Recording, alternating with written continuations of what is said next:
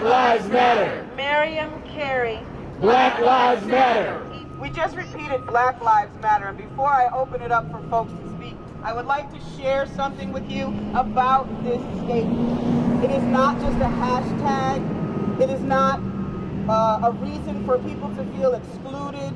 It was created by a group of people after the Trayvon Martin verdict who felt like what we all feel often, that black lives do not matter as much as white lives matter in this country, and that racism will continue to be invisible if we actually don't make it visible, if we don't state it, if we don't make the statements.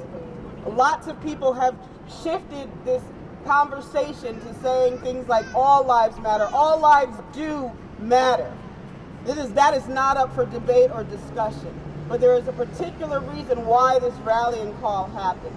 So Alicia Garza, who is one of the women who created the Black Lives Matter movement, wrote an article, and I'm going to just read one excerpt to clarify for those who have had issues with it, who don't understand what this is about.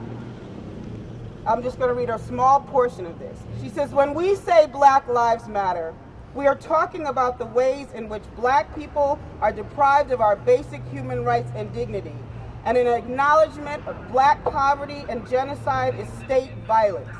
It is an acknowledgement that 1 million black people are locked in cages in this country. 1/2 of all people in prisons or jails is an act of state violence. It is an acknowledgement that black women continue to bear the burden of relentless assault on our children and our families.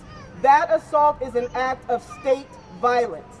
Black, queer, and trans folks bearing a unique burden in a heteropatriarchal society that disposes of us like garbage and simultaneously fetishizes us and profits off of us is state violence. The fact that 500,000 black people in the U.S.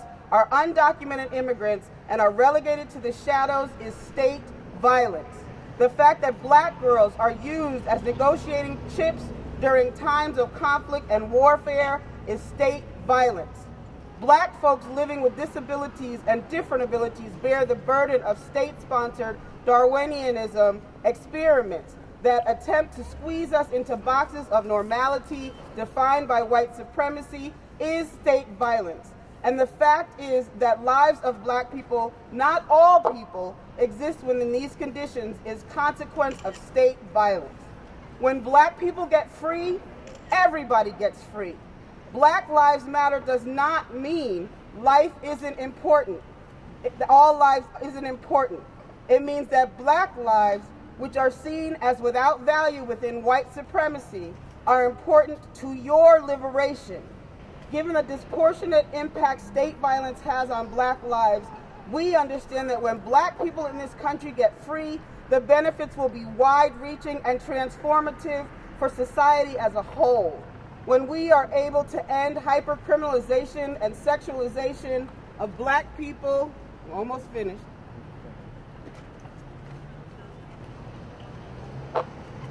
and end the poverty, control, and the surveillance of black people, every single person in this world has a better shot at getting and staying free.